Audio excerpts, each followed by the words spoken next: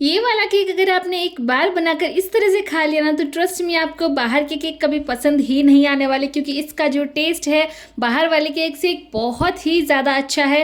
तो सबसे पहले हमने यहाँ पे जो टूटी फ्रूटी ली है, जिसे बहुत से लोग चेरी भी बोलते हैं, उसमें थोड़ा सा मैदा डाला है और मैदा डालकर यहाँ पे इसे मैदे के साथ मिक्स कर लें और एक्स्ट्रा अगर मैदा लगे तो उसे निकाल लेना है।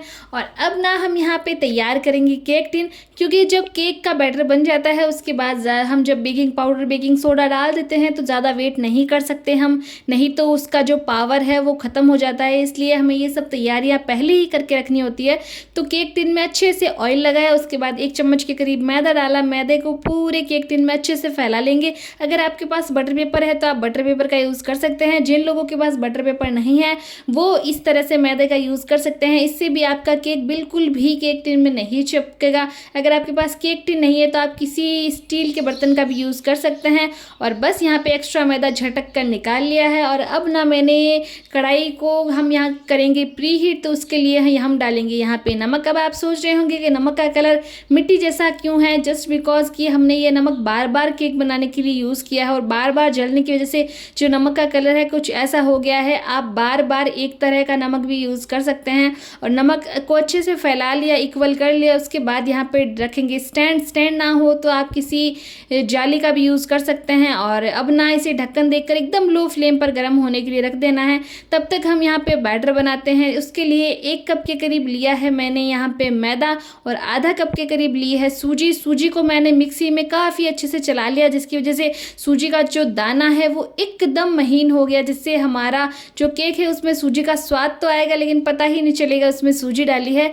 1/4 कप के करीब डालेंगे मिल्क पाउडर और 2 चम्मच के करीब डालेंगे इसमें कस्टर्ड पाउडर। मिल्क पाउडर से इसका जो टेस्ट है एकदम क्रीमी आएगा और कस्टर्ड पाउडर से इसका लुक बहुत अच्छा आएगा और टेस्ट तो इन्हेंस होगा ही। उसके बाद डालेंगे चीनी। चीनी को मैंने पीस लिया है तो आधा कप के करीब चीनी डाली है और ऊपर से 2 चम्मच और ऐड किया है। सिर्फ आधा कप चीनी से हमारा जो केक है हल्का सा फीका बनता है, इसलिए आप 2 चम्मच चीनी और ऐड करें। और जब हमारा बैटर बन जाए तो आप थोड़ा सा टेस्ट करके भी देख सकते हैं, आप जितनी चीनी खाते हैं उस हिसाब से चीनी को एडजस्ट भी कर सकते हैं। तो सारे के सारे जितने भी हमारे सूखे इंग्रेडिएंट हैं उन सबको सबसे पहले हम यहाँ पे मिक्स कर लेते हैं।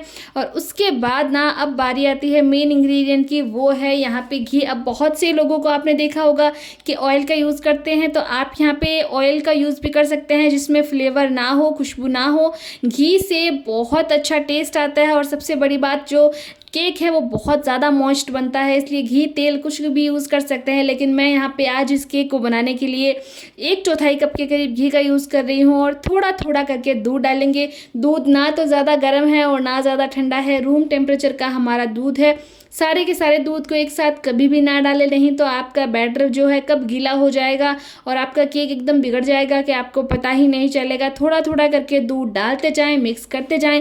जब आपको लगे कि दूध कम है तो बस थोड़ा सा और यहाँ पे ऐड करें। जैसे मुझे भी लग रहा था कि दूध मेरा यहाँ पे कम है तो मैंने यहाँ पे थोड़ा सा दूध और ऐड किया है। घर में कोई भी छोटा सा फंक्शन हो, किटी पार्टी हो या फिर कोई मेहमान आने वाले हो, घर में बच्चों का जन्मदिन हो या फिर किसी भी खुशी के अवसर पर आप ये केक बनाएं और ट्रस्ट में इसका स्वाद लाजवाब है। और अब ना हमारा केक का बैटर बन गया, रिबन कंसिस्टेंसी इस तरह का हमें यहाँ पे रखना है केक का बैटर, ना ज़्यादा गाढ़ा और ना ज़्यादा गीला।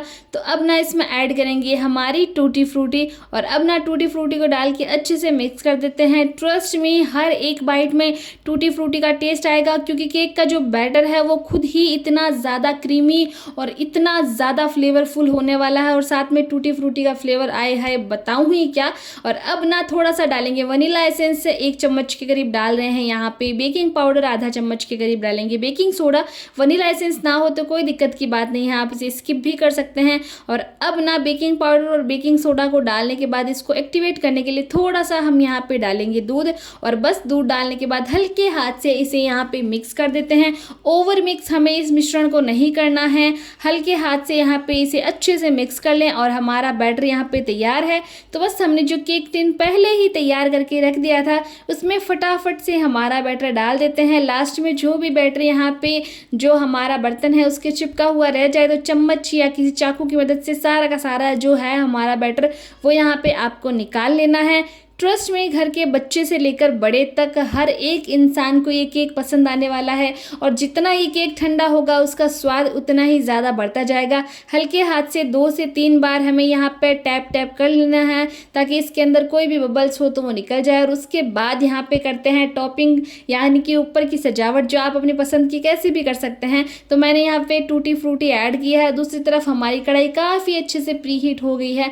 हमने गैस का आँच एकदम धीमिया रख के हमें ये जो कढ़ाई है वो प्री हीट की थी। और अब ना एकदम सावधानी से केक टिन को इसके अंदर ऐड कर देते हैं और अब ना ढक्कन देकर प्रॉपर 35 से 40 मिनट के करीब इसे मीडियम फ्लेम पर हमें यहाँ पे पका लेना है। 35 मिनट के बाद मैंने यहाँ पे एक बार ढक्कन हटा के चेक किया तो बीच वाला जो हिस्सा था वो हल्का सा गीला था, इसलिए 5 मिनट और मैंने यहाँ पे पका लिया है। 5 मिनट के बाद यहाँ पे लगभग 40 मिनट हो गए थे, तो 40 मिनट के बाद टूथपिक डाल के चेक किया है, केक प्रॉपर सही बन गया है, रूम टेम्परेचर पर भी आ गया है। तो अब ना केक को डीमोल्ड करने का टाइम आ गया है। तो जो हमारा चाकू या चम्मच है उसके किनारों से सबसे पहले हमारा जो केक है उसे हम हल्के हाथ से छुड़ा लेते हैं ताकि जब हम केक निकालें तो बहुत ही आसानी से हमारा केक बाहर निकल जाए। तो मैंने यहाँ पे थाली ली है, उसे उल्टा कर कर केक को इस तरह से उल्टा किया है, हल्के हाथ से थपथपाया है और अब ना बहुत ही आसानी से हमारा केक यहाँ पे निकल गया। और केक टिन भी कितना क्लीन है। तो देखा बातों ही बातों में हमारा बहुत ज़्यादा सॉफ्ट मॉइस्ट एकदम यहाँ पे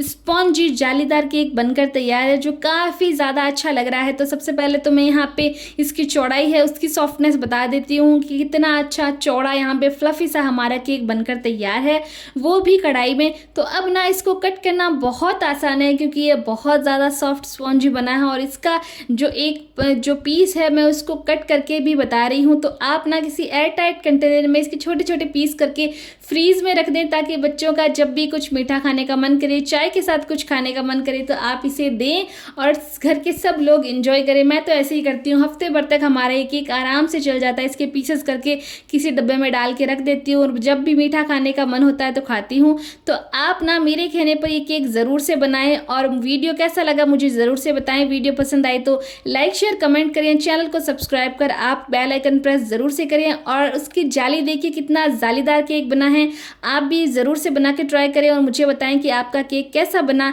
and thanks for watching the video.